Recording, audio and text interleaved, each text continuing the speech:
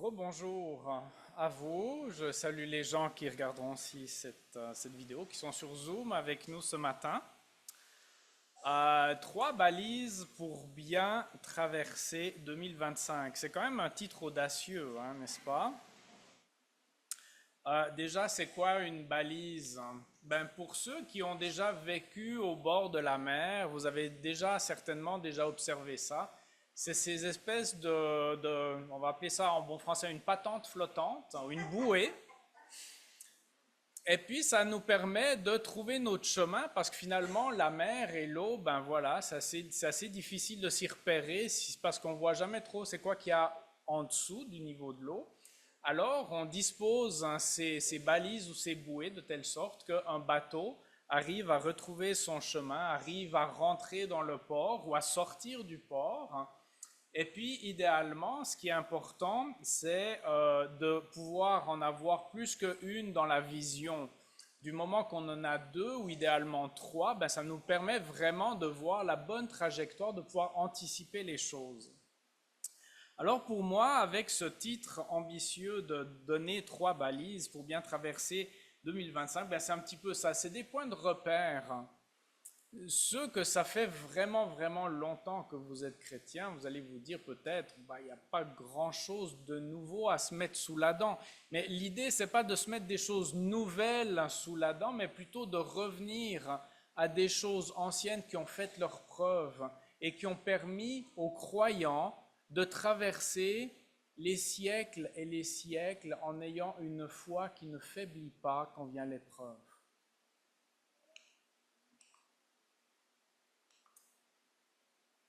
Ces trois balises, la première, je l'appelle Notre Dieu ne change pas. La deuxième, Notre monde souffre. Et la troisième, Notre vie est soumise au changement. Et pour accompagner ces trois balises, on va passer au travers de différents textes bibliques.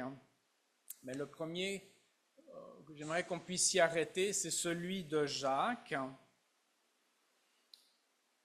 Ce Dieu qui ne change pas, où Jacques dit au verset 17, ne vous y trompez pas, mes frères et sœurs bien-aimés, tout bienfait et tout don parfait viennent d'en haut. Ils descendent du Père des Lumières en qui il n'y a ni changement, ni ombre d'une variation. Et vous voyez, ces balises, cette première balise, sont utiles, mais dans différents domaines de nos vies, que ce soit nos situations personnelles ou familiales, que ce soit professionnelles ou même en ce qui concerne notre Église. Et si on regarde un petit peu le contexte de ce verset 16, qui dit que en Dieu, il n'y a aucun changement ni ombre de variation. Quand on regarde le contexte et qu'on lit le passage à partir du verset 12, bien on voit un petit peu c'était quoi l'idée de Jacques de nous donner comme ancrage, comme bouée, comme point de repère. Nous savons que nous avons un Dieu qui ne change pas, dans lequel il n'y a pas ombre de variation. Si on lit Jacques 1 à partir du verset 12. Heureux l'homme qui tient bon face à la tentation, car après avoir fait ses preuves, il recevra la couronne de la vie que le Seigneur a promise à ceux qui l'aiment. Que personne, lorsqu'il est tenté, ne dise « c'est Dieu qui me tente », car Dieu ne peut pas être tenté par le mal et il ne tente lui-même personne. Mais chacun est tenté quand il est attiré et entraîné par ses propres désirs. Puis le désir, lorsqu'il est encouragé, donne naissance au péché, et le péché, parvenu à son plein développement, a pour fruit la mort. Ne vous y trompez pas, mes frères et sœurs bien-aimés. Tout bienfait et tout don parfait viennent d'en haut. Ils descendent du Père des Lumières, en qui il n'y a ni changement, ni ombre d'une variation. Conformément à sa volonté, il nous a donné la vie par sa parole de vérité, afin que nous soyons en quelque sorte les premières de ses créatures. Prions. Oui, Père Céleste, nous voulons te dire merci de ce que tu nous as donné ta parole. Et merci parce que ta parole est la parole de la vérité. Et merci parce que, au travers d'elle et au travers de ton œuvre en nous, par ton esprit, par Jésus-Christ qui est venu vivre parmi nous, qui a grandi, qui a eu son ministère, qui est allé jusqu'à la croix, qui est mort pour nos péchés, qui est ressuscité, Seigneur, nous avons la vie. Nous savons que nous avons la vie en toi.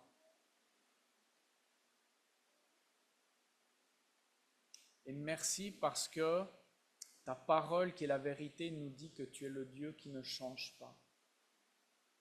Seigneur, nous avons besoin d'entendre et de réentendre cette parole. Alors, Seigneur, fais ton œuvre dans nos cœurs ce matin. Amen. Un Dieu qui ne change pas. On trouve cet autre verset dans Hébreux 13, verset 8. Jésus-Christ qui est le même hier, aujourd'hui et pour l'éternité.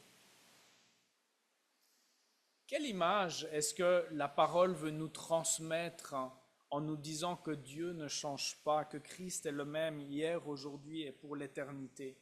Très certainement, l'image et un sentiment pour nos cœurs de quelque chose qui est solide, quelque chose qui est stable, quelque chose qui est comme un secours, un abri, une forteresse. Et on l'entend bien, l'argument de Jacques de dire que toute bonne chose vient d'en haut, vient de ce Père, mais que lui ne change pas, eh bien tout ça c'est dans un contexte quand même de vie difficile, de vie dans laquelle il va y avoir des tentations, de vie dans laquelle ces tentations vont générer des péchés qui vont nous affecter, qui vont affecter les autres, qui affectent notre monde dans sa globalité.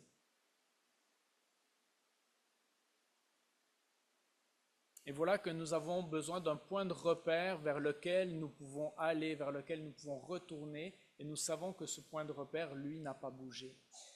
Il ne change pas, ni dans son aide, ni dans son caractère envers nous. Et ce qui fait que déjà le prophète Ésaïe pouvait dire au chapitre 26, verset 4, « Confiez-vous en l'Éternel à perpétuité, car l'Éternel est le rocher des siècles. »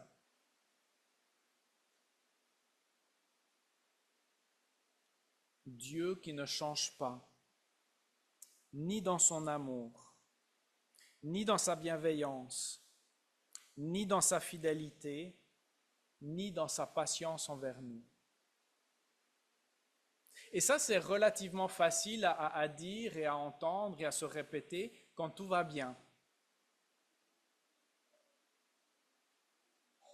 Mais quand l'épreuve arrive et que cette épreuve devient chronique, ou quand la douleur est là et que la douleur devient chronique, ça devient là aussi un endroit où nous avons un combat à mener pour nous souvenir, Dieu, tu es le Dieu qui ne change pas.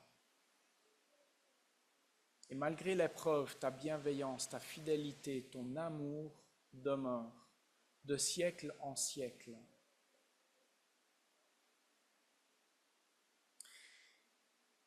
Et j'en doute pas que l'année 2024 a dû être traversée et que pour la plupart d'entre nous, si ce n'est pour la totalité d'entre nous, il y a eu des épreuves, il y a eu des crises, il y a eu de la douleur, il y a eu de la souffrance. Parce que ça, c'est notre deuxième balise. Nous sommes dans un monde qui souffre. Notre monde souffre. Nous sommes dans un monde déchu. Et pour ça, j'aimerais qu'on lise ensemble dans Romains 8, à partir du verset 18. L'apôtre Paul qui dit ceci: « J'estime que les souffrances du moment présent ne sont pas dignes d'être comparées à la gloire qui va être révélée pour nous. De fait, la création attend avec un ardent désir la révélation des fils de Dieu.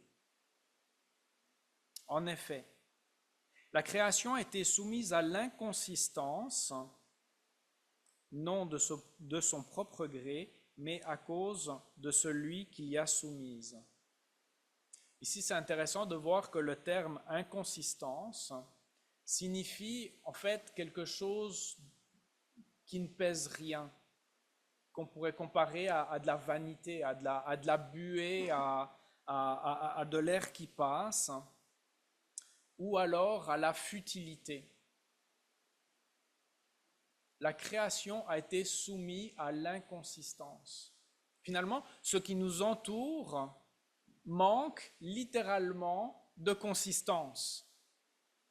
Voilà un effet de la chute. Il y a quelque chose autour de nous qui fait qu'on ne va jamais trouver dans ce qui nous entoure quelque chose qui va être solide, sur lequel on va pouvoir s'appuyer, quelque chose qu'on va pouvoir appeler, voilà, ceci est le rocher des siècles. Ça n'existe pas. La création attend avec un ardent désir la révélation des fils de Dieu. En effet, la création a été soumise à l'inconsistance, non de son propre gré, mais à cause de celui qui l'y a soumise. Verset 21. Toutefois, elle a l'espérance d'être elle aussi libérée de l'esclavage de la corruption pour prendre part à la glorieuse liberté des enfants de Dieu. Or, nous savons que jusqu'à maintenant, la création tout entière soupire et souffre les douleurs de l'accouchement. Et ce n'est pas elle seule qui soupire, mais nous aussi, qui avons pourtant dans l'esprit un avant-goût de cet avenir, nous soupirons en nous-mêmes en attendant l'adoption, la libération de notre corps. Ce deuxième point de repère qui est de nous dire, oui, nous connaissons, si nous avons fait sa rencontre personnelle, nous connaissons ce Dieu qui est le rocher des siècles. Mais vivre avec ce Dieu dans ce monde-ci fait que nous continuons de vivre dans un monde souffrant, le monde marqué par la chute, une création inconsistante qui va être tout le contraire de la stabilité, la solidité offerte par Dieu et par Dieu seul, parce qu'il en est, lui, le Créateur.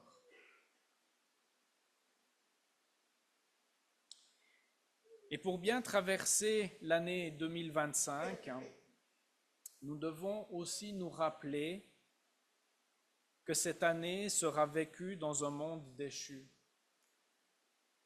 C'est pas qu'on a tendance à l'oublier, mais on a tendance à oublier que dans ce monde déchu, nous devons nous tourner vers les bonnes solutions pour soulager la souffrance. Un monde rempli de ronces, d'épines, de douleurs, de larmes et de mort. Alors ça nous dit que nous ne devons pas aborder cette nouvelle année avec une forme de naïveté. C'était vraiment, vraiment cute la chorale des enfants, hein. Tous les bons vœux qu'on se fait, mais finalement, qu'est-ce qui pèse, ces vœux-là? Qu'est-ce qui peut vraiment changer? Quelle est la valeur de ces vœux face à la maladie, face à la vieillesse, face à la violence, face à la précarité financière, face aux différentes pertes? Et c'est quand même intéressant de voir que les souhaits que nous nous faisons, en fait, c'est le reflet comme dans un miroir, mais un miroir, ça s'inverse tout, hein, vous le savez. Alors finalement, pourquoi est-ce qu'on se souhaite ces choses-là? La joie, le bonheur, l'amour, la paix, la santé? Eh bien, c'est parce que, intuitivement, nous savons que ces choses-là ne sont pas si évidentes que ça à saisir, à garder, et à ne pas les échapper.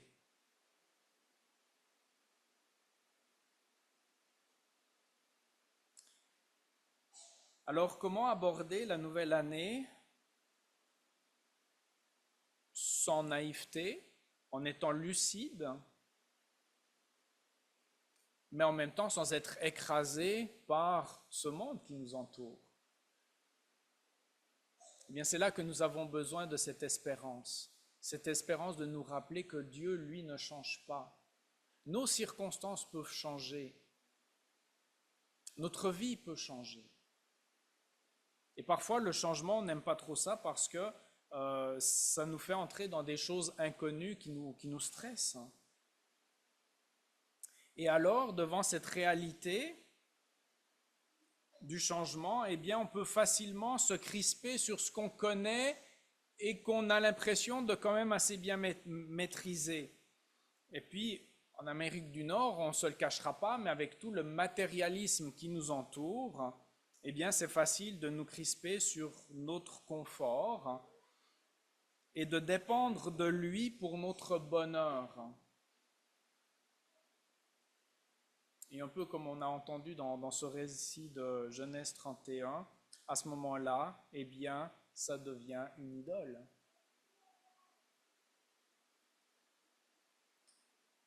En 2025, que chercherons-nous à préserver à tout prix? Eh bien, dépendamment de la réponse qu'on va donner à ça, eh bien, ça va nous donner un bon indice de c'est quoi qui a du poids dans nos vies. C'est quoi qui va avoir de l'influence dans nos vies.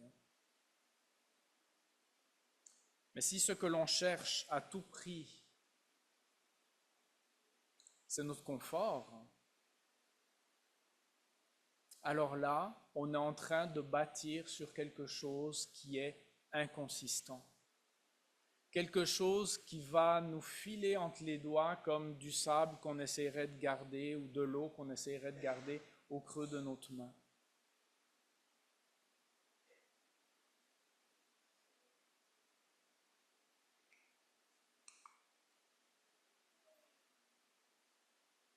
Notre troisième balise, c'est que notre vie est soumise au changement. Et que notre responsabilité en tant qu'enfant, en tant que fils et filles du royaume, ces changements, nous devons apprendre à les gérer. Parce que si nous sommes dans un monde qui souffre, eh bien, c'est quand même dans ce monde-là que Dieu nous offre et la vie et la croissance, même dans des circonstances difficiles. Et voilà ce dont nous devons être porteurs, de cette espérance, de cette vie, et de cette vie qui demande à pouvoir grandir en nous et autour de nous.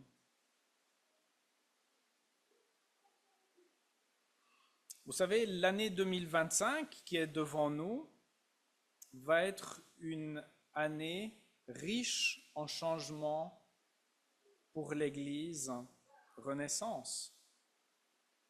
Et cela est dû, comme vous le savez, à la croissance de l'Église, que cette croissance n'est pas étrangère à l'œuvre que Dieu est en train d'accomplir au milieu de nous, mais que cette croissance fait que cela va amener des changements. Et ces changements, eh bien, c'est à nous de devoir les gérer. Et si toute bonne chose vient de notre Père céleste, eh bien, on voit aussi que l'idée de la croissance au milieu du peuple de Dieu, eh bien, c'est Dieu aussi qui en est au contrôle. Et je dis ça avec beaucoup d'humilité parce que j'ai passé 2 décennies dans une église où la croissance était vraiment à un autre rythme. Et là, il fallait persévérer. Persévérer à semer, persévérer à enlever des mauvaises herbes, persévérer à arroser, persévérer à mettre de l'engrais. Et de temps en temps, il y avait des fruits. Et de temps en temps, il y avait des renards qui venaient manger les fruits. Et il fallait persévérer. Et voilà que maintenant, Cornelia et moi, nous retrouvons dans un contexte différent, avec une croissance différente, mais à nous aussi de devoir, collectivement, en tant qu'Église, bien gérer ce que Dieu nous donne à vivre. Et rappelons-nous ces versets.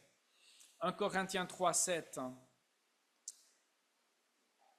Ainsi, ce n'est pas celui qui plante, ni celui qui arrose qui compte, mais Dieu qui donne la croissance. Ça, c'est pour faire bien sûr, là, les pasteurs, restez ben humbles, hein, parce que qu'est-ce qui se passe? C'est pas de votre faute. Ce qui arrive, c'est Dieu qui fait grandir. Mais quelle bénédiction quand on peut être témoin de cela, mais aussi quelle responsabilité à chacun d'entre nous de se dire, OK, cette croissance, c'est à nous de bien la gérer, bien gérer les changements qui viennent avec la croissance. Un autre texte dans Éphésiens 4, verset 16. C'est de lui, de Jésus, que le corps tout entier, bien coordonné et solidement uni grâce aux articulations dont il est muni, tire sa croissance en fonction de l'activité qui convient à chacune de ses parties et qui s'édifie lui-même dans l'amour. On voit que cette croissance vient de notre Seigneur et qui a quelque chose qui est bien coordonné, qui est solidement uni avec des articulations, mais qu'après, cette croissance va aussi être impactée par les dons que les uns et les autres vont mettre au service du corps. Christ est la tête, et nous avons tous reçu un don à mettre en pratique au milieu d'entre nous pour la croissance et l'édification de ce corps. Enfin, un troisième texte dans Colossiens 2, 19, où il est question d'un homme orgueilleux qui ne s'attache pas à celui qui est la tête, quelqu'un qui veut vivre des choses spirituelles sans tenir compte de Christ. Par contre, ce que l'apôtre Paul décrit ici, c'est que cette tête, Jésus, c'est pourtant elle que tout le corps bien nourri et solidement assemblé par ses articulations et ses liens tire la croissance que Dieu donne.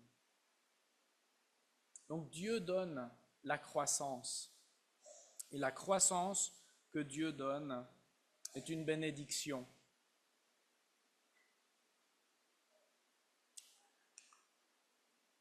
J'aimerais ça vous présenter parce que je pense que ce n'est pas tous d'entre vous qui connaissez mon fils Michael, enfin notre fils. Hein. Mais voilà, moi qui parle. Voilà, Michael, bon, on va dire 31 ans. Hein? Ok. Voilà, je vous présente Michael, 31 ans. Je vous laisse une minute pour essayer de décrypter la photo, hein, parce que ce n'est pas très clair. Hein? Ok, je ne sais pas qu'est-ce que vous voyez, on va essayer de mettre ça clair. Voilà, donc Michael est là, en fait il est sur mon ventre, en train de dormir. Et puis moi pendant ce temps-là, je suis en train d'essuyer de la vaisselle. Donc on est dans une cuisine, et puis c'est maman qui a pris la photo. Voilà. Donc vous comprenez que cette photo a à peu près 31 ans. Si je vous disais que Michael à 31 ans ressemble toujours à ça, qu'est-ce que vous me diriez? Il y a un problème. Il y a un problème. Hein? Mais si moi aujourd'hui je me disais, moi mon garçon, là je l'aimais beaucoup plus quand il était comme ça qu'aujourd'hui, qu'est-ce que vous me diriez? Il y a un problème, hein? Aïe aïe aïe. Bon. Si je vous disais que pendant les 30 dernières années, j'ai tout fait pour que Michael reste comme ça, qu'est-ce que vous me diriez? Eh, t'en as donc des problèmes? Pourquoi? Pourquoi? Parce que la vie et la vie humaine est faite que la croissance, c'est quelque chose qui est offerte par Dieu. Alors bon, on va enlever cette photo, là. Vous êtes trop distrait. Mais comprenez-vous, cette photo pour moi, elle est forte parce que ça montre quoi? La croissance implique le changement. La croissance implique le changement. Et s'il y a beaucoup de changements qui nous font peur, il y a aussi des changements qui sont des bons changements et vers lesquels il faut aller avec une attitude positive parce que il y aurait vraiment un problème si nos enfants, on voulait absolument qu'ils restent petits. Non, on veut qu'ils grandissent. Et on sait qu'on devra s'adapter. On sait qu'il va falloir changer les vêtements, changer les souliers, changer notre manière de s'adresser à eux, n'est-ce pas? Hein? On a tout intérêt à s'adapter. Donc, il faut accompagner et gérer le changement. Il faut accompagner et gérer la croissance en nous adaptant à cette croissance. Qu'est-ce que Salomon dit dans le livre de l'Ecclésiaste par rapport au temps qui passe? Il y a un temps pour tout. Et si vous allez relire ce passage, eh bien, qu'est-ce que vous allez voir? Eh bien, c'est que entre une chose et la suivante, ben souvent c'est une chose et son contraire. Un temps pour semer, un temps pour récolter, un temps pour bâtir, un temps pour détruire, un temps pour aimer, un temps pour détester. C'est intéressant que c'est des contrastes qui s'opposent, mais voyez-vous, il y a quand même des choses que naturellement on va faire, puis on ne se pose même pas la question. Il y a peut-être des gens parmi nous qui aiment incroyablement beaucoup l'hiver.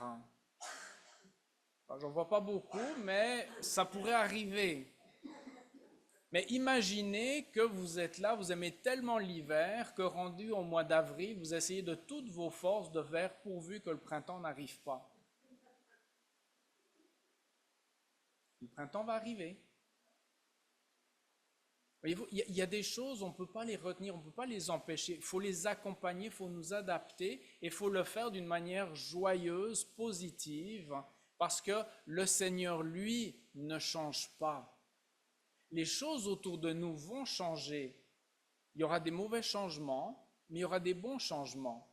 Mais dans chacune de ces situations, nous sommes appelés à retourner vers celui qui ne change pas et à dépendre de lui encore et encore. Et vous savez, si on veut être missionnel, si on veut répondre à la mission que le Seigneur nous a demandé de faire de toutes les nations des disciples, alors essayez de mettre d'un côté être missionnel et de l'autre côté, en les gardant bien ensemble, tout faire pour la préservation de notre confort. Est-ce que ça va bien ensemble, ces deux choses-là? Être missionnel et tout faire pour préserver notre confort?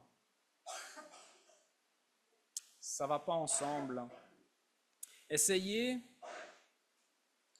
d'imaginer l'apôtre Paul essayant de tout faire pour préserver son confort. On dirait que ça ne fit pas avec ce qu'on lit de lui dans ses lettres. Hein? Essayez d'imaginer Jésus tout faire pour essayer de préserver son confort. Ce n'est pas l'évangile. Ce n'est pas l'évangile.